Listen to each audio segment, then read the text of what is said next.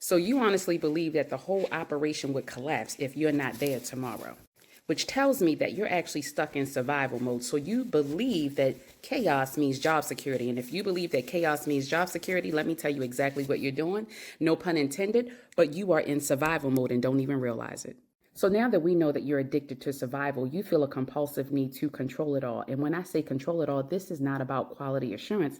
This is about a deep psychological fear of you not either being wanted, not being able to control it, and or not being able to do things your way to get exactly what you want. So you tell yourself you want this done right. Meanwhile, you're psychologically terrified of being unnecessary or unwanted. And here's the piece that I need you to understand. Because of that, it brings about a whole litany of things that's happening right now. So number one, you micromanage.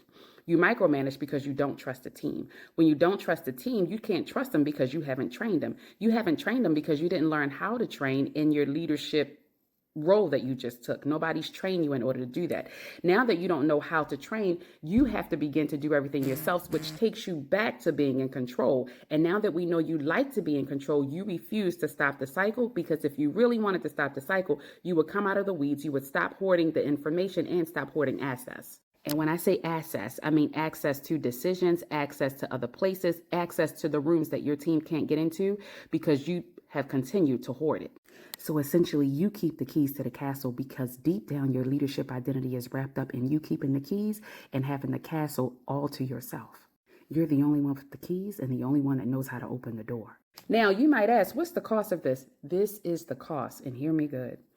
You are the safety net. You have not trained your team. They come to you for everything. So since they come to you for everything, you've trained them to be helpless as opposed to training them to run the business. Since you're the safety net, the team has stopped jumping because they know you'll always be there to catch them. And since you're always there, not only do you catch them, you catch everyone else in the office. You're the most reliable. You do all the work. You're there weekends and nights, and you take care of everything for the team. So they see you as reliable, but not necessarily have a vision of moving up to the next level.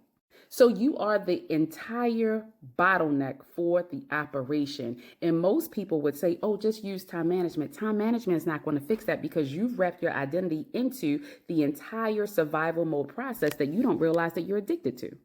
So here's your secret sauce. You have to fix your leadership identity. The moment you fix your leadership identity is the moment you begin to stop hoarding and stop micromanaging and stop being in the weeds and become the visionary and stop being the safety net for your team, but you become the visionary leader that everyone wants to work with. Right now, it's preventing you from being the visionary. It's preventing you from being a true leader that you are because you continue to hoard access no matter what.